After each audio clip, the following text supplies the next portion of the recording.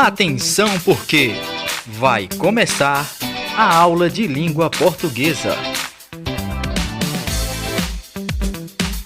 Boa tarde, estudantes. Aqui é o professor Marinaldo, mais uma vez aqui com vocês, diretamente pelo canal Eduque Mais, São Caetano, Pernambuco. Língua portuguesa, como vocês já sabem, nono ano.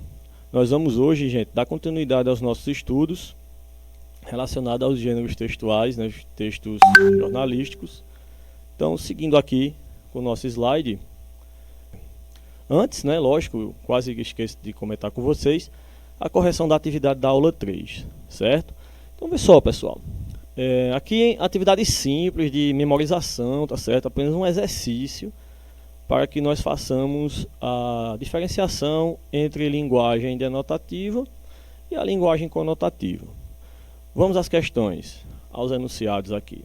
Então aí você já sabe que é para assinalar com V, verdadeiro, ou com F, falso, os enunciados abaixo. Gente, de acordo com o que foi estudado na aula de número 3, a linguagem literária é denotativa, utiliza figuras, palavras de sentido figurado, em que as palavras adquirem sentidos mais amplos do que geralmente possuem. Pessoal, na parte destacada em negrito, né, a linguagem literária é denotativa. A partir daqui você já considera falso.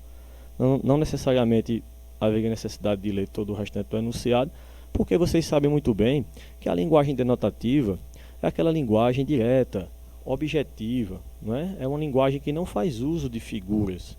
Lembra quando eu falei que a denotação é o sentido original da palavra? É o seu sentido primeiro ali da palavra? Lembram disso? Bem, então aí, falso. Segunda opção. A linguagem literária é conotativa? Aí sim, né? A literatura nós vimos que caminha dentro da conotação. E o que é a conotação? Justamente o que se diz depois, ó, utilização de figuras, né? Palavras de sentido figurado, em que as palavras adquirem sentidos mais amplos do que geralmente possuem. Então isso aí, verdadeiro, não é, pessoal? Terceiro ali, a linguagem não literária é conotativa. Olha só aí a pegadinha, ó. A não literária é conotativa. Falso, né, gente? A não literária ela é justamente o que diz lá no primeiro. A não literária é denotativa, né? A literária é que é conotativa, tá certo? Então, não vou ler nem o restante aqui. Falso, tudo bem? E agora o inverso, ó. Pegadinha, né? A linguagem não literária, ó, não literária é objetiva? Sim, né? Vimos que a não literária ela é objetiva, sim. É aquela que traz o sentido real da palavra, o sentido próprio, né, utilitário, ou seja, sem aquela preocupação artística. Na verdade, isso aí fica no campo da literatura. Então, o gabarito nosso, gente, letra A. Seguindo, nossa, soneto de fidelidade, Vinícius de Moraes. Lembram dele? Que eu pedi para vocês pesquisarem na aula passada? Eu não sei se alguém pesquisou.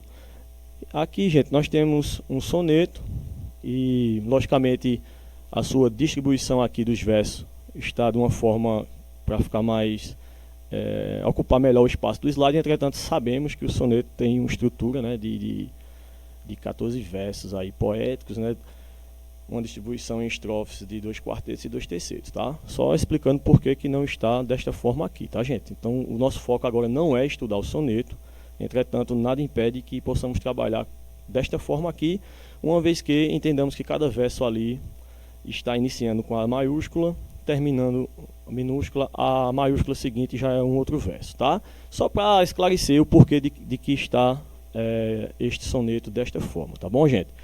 Mas vamos lá avaliar o que nos interessa para o momento. Podemos dizer que o texto acima foi escrito em linguagem literária? Sim ou não? Por quê? Ora, se você disse na questão anterior que uma linguagem literária ela é carregada de palavras que me dão sentido, aliás, sentidos diversos, né? Carregado ali de uma certa emoção, subjetividade, então, obviamente, que esse texto, sim, está escrito em uma linguagem literária. Vamos a ele. De tudo, ao meu amor serei atento, antes e com tal zelo, e sempre e tanto, que mesmo em face do maior encanto, dele se encante mais meu pensamento. Quero vivê-lo em cada bom momento, e, em seu louvor, hei de espalhar meu canto, e rir meu riso, e derramar meu pranto, ao seu pesar, ou seu contentamento. E assim, quando mais tarde me procure, quem sabe a morte, angústia de quem vive, quem sabe a solidão, fim de quem ama, eu possa me dizer do amor que tive, que não seja imortal, posto que é chama, mas que seja infinito enquanto dure. Então, gente, eu não vou fazer a análise do poema, né? Porque nós temos aqui situações de pleonasmo, como tem ali na expressão "e ri meu riso", né? Então, quando for um momento específico dessa aula, de tratar de figuras, tá?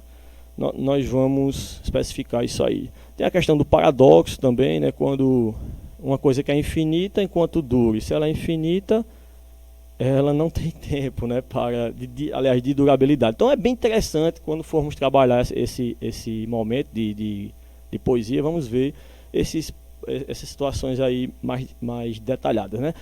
Resposta aqui, sim, linguagem literária, né? Por quê? Ora, porque está carregada de subjetividade, né? Professor, e a subjetividade? Está relacionada ao sujeito, que ele pensa. Você pode até pensar em outra coisa aí, como eu já falei. Você pode ler e não achar nada, né?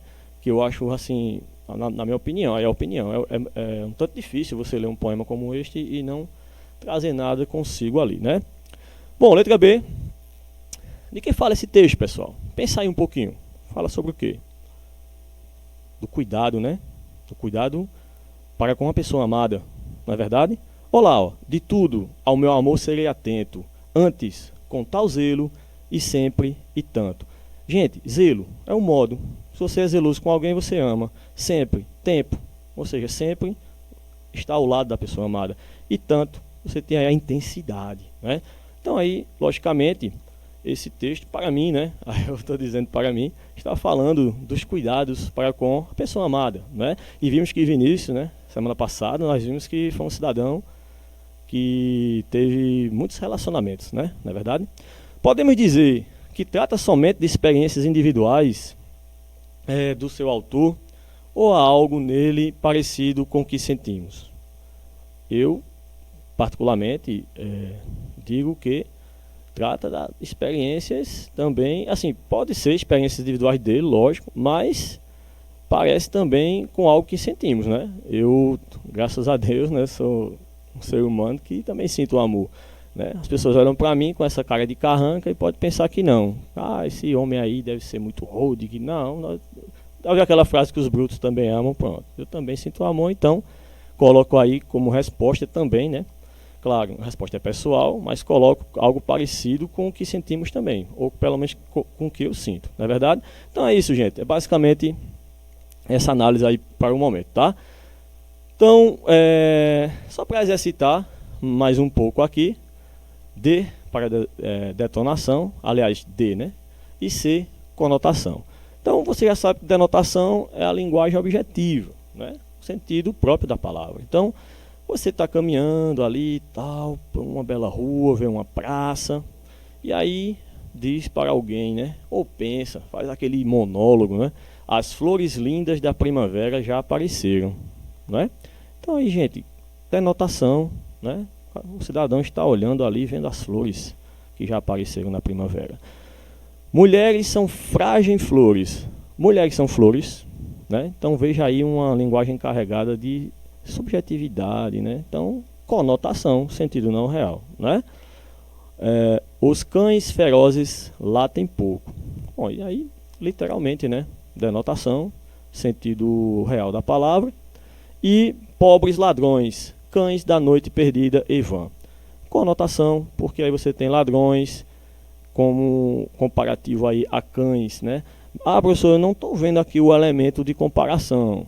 Conforme, né, pobres ladrões, tais quais cães da noite. Tudo bem, eu sei que a comparação tem que trazer esses elementos também, mas entenda você aí como linguagem figurada, tá certo? Conotação é isso. Agora, vamos iniciar mais uma vez o papo aqui, né? Outro papo sobre gêneros textuais, jornalísticos e midiáticos, tá? Então, nós temos aí condições de produção e recepção, papéis sociais na produção de texto, ou seja, no andar aqui da aula, gente, vocês vão entendendo aí cada expressão dessa aí. Então, primeira pergunta, né? Aliás, não é nem primeira pergunta, eu começo dizendo o seguinte: o que é jornalismo? Você já parou para pensar sobre isso? O que é jornalismo? Então, vamos aqui, usar, né, uma definição de um cidadão chamado Beltrão, e que se você fizer uma pesquisa sobre Beltrão, Luiz Beltrão é um dos pioneiros do jornalismo no Brasil. Então, seguindo aqui com o slide, lógico, né, peguei ali do cidadão, está lá embaixo a citação, ó. O que é jornalismo? Informação de ideias, situações, fatos atuais, interpretados à luz do interesse coletivo e transmitido periodicamente à sociedade com o objetivo de difundir, ou seja, espalhar, né, conhecimentos e orientar a opinião pública no sentido de promover o bem comum, tá? Então nós já começamos a entender que é uma pergunta, né, ou colocações que muitos fazem. O jornalismo, a importância do jornalismo, de fato traz um bem, né? No meu compreender, sim, né? Vai promover um bem comum. À medida que você informa as pessoas, né, de fatos, acontecimentos, você está trazendo assuntos de interesse tanto individual como coletivo. Então, entendeu isso aí, gente? Seguindo,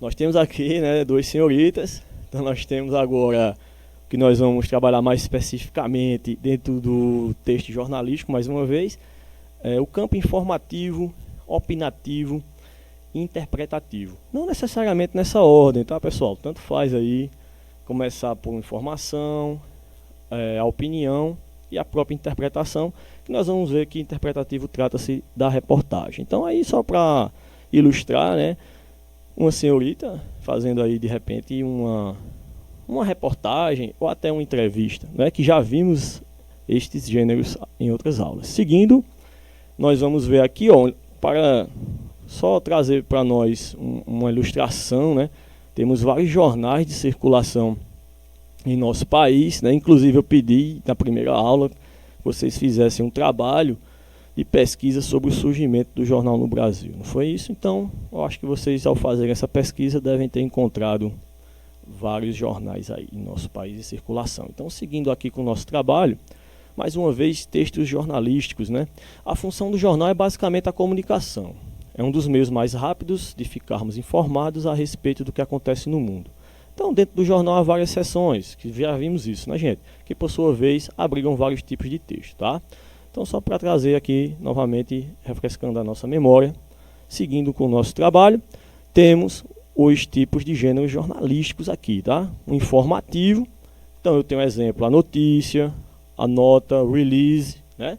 Então, depois eu vou comentar, não cada um desses, mas no decorrer da aula, naturalmente, vão acontecendo situações que eu vou ter que pontuar, né? Então, o opinativo, que já está dizendo que é aquele momento que vou dar minha opinião, que já friso que é um momento que realmente, de fato, ali pode-se dar opinião dentro da questão do jornal, na sua subdivisão, lógico, que já vimos também, crônica, artigo e editorial. E o interpretativo é a própria reportagem. Então vamos a eles aqui, tá? Passo a passo.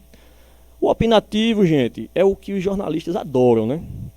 Eles desejam muito este gênero, porque quem é que não gosta de dar opinião, né? Quem é que não gosta? Todo mundo gosta. Só que tem um detalhe, no jornalismo nós sabemos que isso não é permitido, tá? Aí, professor, não, mas ó, somente no texto justamente opinativo, que eu vou poder, eu, quanto escritor, né, o redator ali, o jornalista, eu vou poder dar minha opinião. Então, lembre-se, né, de que este tipo de texto não é para xingar alguém. Então, obviamente, você está dando uma opinião, você não vai xingar as pessoas, né? Você não vai colocar expressões do tipo... xingar você já sabe o que é, né? Então não vou nem comentar aqui. Agora, tomemos cuidado também as seguintes expressões. Eu acho, tem que ser assim, tá? Então eu tenho que ter minha argumentação muito forte, né? Baseadas em especializações aí, tá certo, gente? Então, seguindo, mais uma vez aqui, opinativo, que tem como base uma opinião, que se fundamenta no modo de pensar individual ou coletivo, transmitido por meio de uma opinião sem comprovação. Então é uma coisa incerta, né, pessoal? Uma coisa incerta. Então, repito, tá? Tem que ser feito com bastante cuidado, porque os textos jornalísticos são textos de muita responsabilidade, até porque o que você põe lá ficará registrado, né, pessoal? Então, seguindo, nós temos aqui, ainda falando do opinativo, a crônica, o editorial, o artigo. Veja, nós já conversamos sobre estes aqui que eu falei agora, né? Então só trouxe para que você lembre, né? Lembra do artigo? Você viu que o artigo ele vai trazer uma análise pessoal, lógico, do escritor, que é o articulista ali, né? Lembra quem é o articulista? Qualquer pessoa pode ser o articulista. Lembra disso? Professor, senador, médico, etc. Desde que ele saiba, logicamente, produzir o texto com muita propriedade do que ele está falando, não é? Isso foi dito lá na aula de número 1. Lembra disso?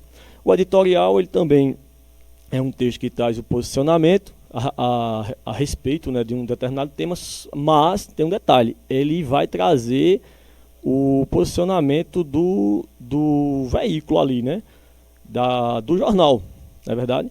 Então, cuidado para não misturar aí o editorial com o artigo, tá? O artigo, vamos dizer, eu professor, quero escrever um artigo, lógico, vou falar de um determinado tema, vou assinar este artigo, que é de muita responsabilidade, e vou dar a minha opinião ali, tá certo? O editorial é do veículo, tá? Que veículo? O próprio jornal, tá certo? Então, muito cuidado com isso aí, tá certo? Seguindo, então, com o nosso trabalho. Professor, outro texto, professor. Gente, é impossível, né? Praticamente impossível, para não dizer impossível, trabalhar gêneros textuais sem um texto, né? Então, vamos aqui rapidamente a uma leitura, né, breve, e fazer os comentários aqui. Então veja, a importância da leitura e da escrita. Vivemos em uma sociedade que se utiliza cada vez mais dos meios de comunicação para divulgar acontecimentos. Esses meios de comunicação permitem que as pessoas saibam o que está acontecendo não só em sua comunidade, mas também ao redor do mundo. Como meio de comunicação, a escrita é usada com mais frequência, possibilitando o registro de informações, descobertas, acontecimentos, etc., tanto pessoais quanto globais. Tudo isso torna as habilidades de ler e escrever extremamente importantes para que os indivíduos participem de suas comunidades e tenham acesso à informação sobre fatos que ocorreram em lugares distantes e que, de alguma maneira, podem afetar suas vidas. Portanto, saber ler e escrever é mais do que simplesmente decodificar palavras. A escrita e a leitura são meios para a participação do cidadão, aumentam suas possibilidades de interação e proporcionam informações que podem contribuir para a sua formação. Então, gente, lendo aqui esse material e passando para o próximo slide, nós temos o seguinte, ó, que nós aqui podemos considerar um texto opinativo, né, aquele em que o autor apresenta, logicamente, sua opinião, seus pensamentos, seus pontos de vista sobre um determinado assunto. Então veja que o objetivo do autor é demonstrar sua opinião sobre o assunto e influenciar o leitor. Assim, o autor deve apresentar argumentos que ajudem a fundamentar sua opinião. Com relação ao texto aí lido, né, rapidamente, esse texto nos coloca na seguinte condição de digamos aqui, compreender a necessidade, né, da leitura, né, e da escrita. Então eu acho que, de um certo modo, mesmo sendo a opinião aí de uma determinada pessoa, termina também essa argumentação de quem escreveu, fazendo com que nós também aceitemos esse ideal, né, gente, que é a boa leitura e a boa escrita. Eu acho que todo mundo concorda com isso, não é verdade? Então, seguindo aqui com os nossos slides, temos aqui agora o informativo, tá?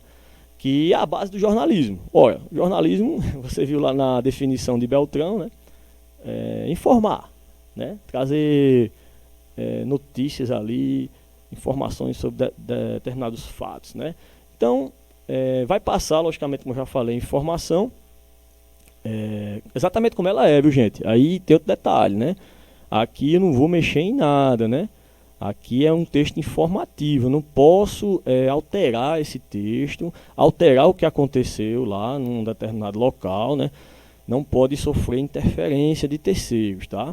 Então eu tenho aí, como exemplo, a nota, a notícia e o release, né? Que este último aí, o release, ele é mais usado por assessoria de imprensa, não é verdade? Então, seguindo aqui nossos slides, a função do texto informativo, aprofundando aqui um pouco mais, este aí não tem a função de emitir juízo de valor. Você viu que isso aí que ficou dentro do outro campo lá de opiniões, né? Aqui é informar. Então eu não vou fazer juízo de valor aqui, tá? Vou apenas informar e fazer o leitor compreender e conhecer ali o fato como ocorreu. Então o texto, logicamente, vai se apresentar com linguagem objetiva, simples, né? E aí você vai ter um uso do vocabulário preciso e construções impessoais na terceira pessoa. Tá certo? Então, seguindo com o slide aqui, professor, como é esse negócio aí de terceira pessoa impessoal? Veja, trouxe aqui 3 pontinhos, tá, do meu dicionário, né, .org. Então, um material muito bom, você acessa pela internet, lógico, né? Então, uma coisa impessoal. Logicamente que não é pessoal, aí, né? Lógico, né? Impessoal que não é pessoal. Mas olha só, que não se refere ou não pertence a uma pessoa em particular, né? Que não privilegia gostos, opiniões ou interesses pessoais. Ou seja, imparcial, objetivo, né? Impessoalidade. Então, no lugar, gente, muitas vezes de você produzir, quando você vai produzir um texto falando de uma determinada situação que você quer manter a impessoalidade, em vez de você dizer assim, ó, na minha opinião, eu acho, nós consideramos, legal você usar, veja que o verbo ser aí está em terceira pessoa, não é? Singular, ou não é? Então deixa totalmente pessoal. É importante observar, convém, né? Lembrar, é preciso considerar. Tá certo, gente? Então, pessoalidade é isso aí. Então, trazendo aqui rapidamente um informativo, né? Muito importante isso aqui, pessoal, tá certo? Muito importante. Professor, outro texto, eu não acredito não que o senhor vai ler, não. Puxa a cadeirinha aí, pessoal. Puxa a cadeirinha, paciência. Como eu disse, não tem como trabalhar gêneros textuais sem texto, minha gente. Então, ó o título. A prevenção é a única arma contra a doença. Aí você, peraí, o que é isso aqui, né? Veio o título importante, né? O jornalismo, ele coloca ali um título, que também é chamado de manchete, né?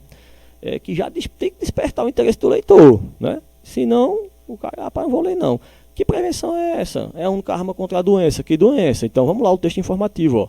Direto. A melhor forma de se evitar a dengue é combater os focos de acúmulo de água, locais propícios para a criação do mosquito transmissor da doença. Para isso, é importante não acumular água em latas, embalagens, copos plásticos, tampinhas de refrigerantes, pneus velhos, desculpem, vasinhos de plantas, jarros de flores, garrafas, caixas d'água, tambores, latões, cisternas, sacos plásticos e lixeiras, entre outros. Viu só, gente? Com a importância aí de um texto informativo, objetivo, direto. Veja que isso aí não é a opinião de quem escreveu. Isso é fato, gente. Isso é comprovado, né? Isso é notícia diariamente, tá? E por falar em notícia, seguindo aqui com o slide, nós vamos ver justamente o texto agora interpretativo, tá? Então, pessoal, interpretativo, por sua vez, é o texto mais detalhado em que será necessário pôr mais dados e informações. Ou seja, a reportagem é um exemplo disso, tá? Então, esses detalhes todos, o leitor toma conhecimento dos fatos, lógico, vai compreendê-los, entende-os, né? E poderá repassar as informações para outras pessoas. Então, só relembrando aí, reportagem ela é mais analítica que a notícia. Eu já faço um contraponto aí já, tá? Ou uma comparação. Ela é complexa, ela traz respostas para as perguntas quem, onde, como, porquê e quando, tá? Então, seguindo aqui o nosso slide, aí você vai dizer, professor, mas a notícia eu também disse que respondia aquelas perguntas. Pessoal, de fato, responde também. Entretanto, você tem que entender que a notícia ela é muito rápida, né? Ela é imediata. Por exemplo, tá? Você liga a TV ou liga o rádio, né? E você ouve aí, sei lá, aumento de algum produto que você consome. Houve aumento de um produto X de R$ 4,00 para R$ 5,40. Isso é uma notícia, é uma coisa muito rápida, né? E lógico que é um texto que expira muito rápido também, né? A validade daquilo é muito rápido. Já a reportagem, ela é mais complexa, responde também aquelas perguntas que eu falei, né? Mas ela é mais completa. Ela vai ter um momento em que haverá até de repente uma pessoa que será entrevistada. Agora eu vou dar outro exemplo melhor. Por exemplo, o Brasil, nós sabemos que é um país de extensão continental, nosso clima é tropical, então você vai, abre o jornal e tem a seguinte notícia: o Brasil começa, é um exemplo, tá, gente? Eu não sei se isso já aconteceu. O Brasil começa a adquirir placas fotovoltaicas, eu acho que é esse o nome. São aquelas placas para captar os raios solares, e aí tem todo um processo ali não sei se é físico, químico, os professores vocês vão explicar, mas que converte aquilo em energia elétrica, né? Os raios solares. Então é uma coisinha breve. Agora é reportagem sobre isso. A pessoa vai ao local, né? De repente uma cidade aí tenha uma cidade com 150 mil habitantes, então já haja aí um local com 500 mil placas dessa, imagina. Então a equipe vai a esse local, entrevista prefeito, entrevista moradores, né? No corpo do texto, é o que nós chamamos hoje do infográfico, né? Haverá informações por meio de gráficos ali, percentuais. Então veja que a reportagem ela é muito mais complexa, também respondendo onde, por quê, como, tá certo, gente? A notícia ela é mais breve. Eu espero que com essa colocação aí tenha ficado um pouquinho mais claro aí para vocês. Então, rapidinho aqui, ó. Ministro libera 1,56 bilhão para a saúde. Bom, liberação de recursos para estados e municípios atenderá a população que precisa de serviços mais complexos, como tratamento para câncer, hemodiálise, transplante e cirurgias. O ministro da Saúde anunciou a liberação de 1,56 bilhão para reforçar o atendimento da população nas áreas de câncer, hemodiálise, transplante e cirurgias cardíacas. Todas as unidades da federação e cerca de 400 municípios foram contemplados com recursos. Deste total, 557,1 milhões serão destinados ao ajuste do teto financeiro dos estados e Distrito Federal para a expansão da oferta em áreas menos favorecidas e difíceis de acesso. Professor, isso aí é o quê? O que é que você acha que é isso aí? Né? Olha o título. Poderia ter subtítulo. Professor, houve uma repetição ali.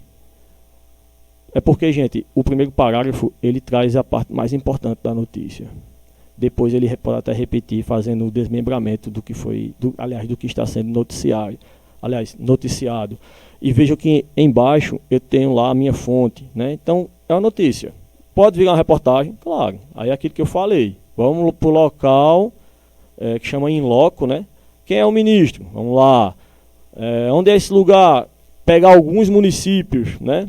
Para comprovar se realmente dos 400 municípios, se realmente, aliás, quais são? Não aparece nome. Então vê que a reportagem vai aprofundar essa notícia aí. Tranquilo, pessoal? Então, seguindo aqui.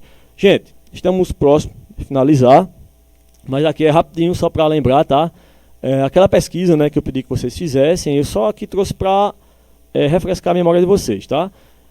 Imprensa no Brasil, né? Então quem pesquisou, as pessoas que deram retorno de suas pesquisas encontraram aí, né, em 10 de setembro de 1808, foi publicado o primeiro jornal editado no Brasil, né? Então aí tem os dizeres, né, a Gazeta do Rio de Janeiro, que tinha 4 páginas e saía 2 vezes por semana.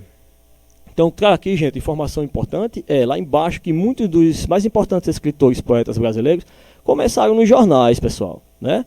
Ou passaram por eles. Então ali tem Machado de Assis, Olavo Bilac e Rui Barbosa, né? Hoje em dia, né, pessoal, embora o meio digital tenha ocupado o lugar de muitos jornais impressos, logicamente que há ainda muitos deles, né, em circulação, os impressos, né, de diferentes regiões do Brasil. Então tem alguns aí, né, Folha de São Paulo, Estado de São Paulo, Zero Hora, Super Notícia, O Globo, A Tarde, O Povo, e dentro da pesquisa eu acredito que vocês encontraram vários. Então, seguindo, aqui, isso aqui, gente, que trabalhamos hoje, tem uma parte no livro de vocês, tá, do Português Conexão e Uso. Claro, quem tem o livro, tá certo, pessoal, que está de posse do livro. Quem não tem também não tem problema, só estou dando um norte aqui para quem está de posse do livro, que geralmente de um ano para o outro, algum familiar cede este livro, né? Páginas ali 46, 47. E aqui sou eu, professor, né, língua portuguesa, com a dica de leitura de hoje, Capitães de Areia, Jorge Amado, pessoal, muito bom. Pessoal, e esse livro aí tem a ver alguma coisa com o que conversamos hoje? Rapaz, vai lá e confere se tem reportagem, né, na história de Capitães de Areia, tá? Então, as referências, gente, vocês vão ter acesso aí quando receber o material. E fé, força e foco, fiquemos com Deus, que Deus nos proteja, né, nos abençoe e que nos livre de todos os males. Até a próxima, se Deus quiser, pessoal. Forte abraço.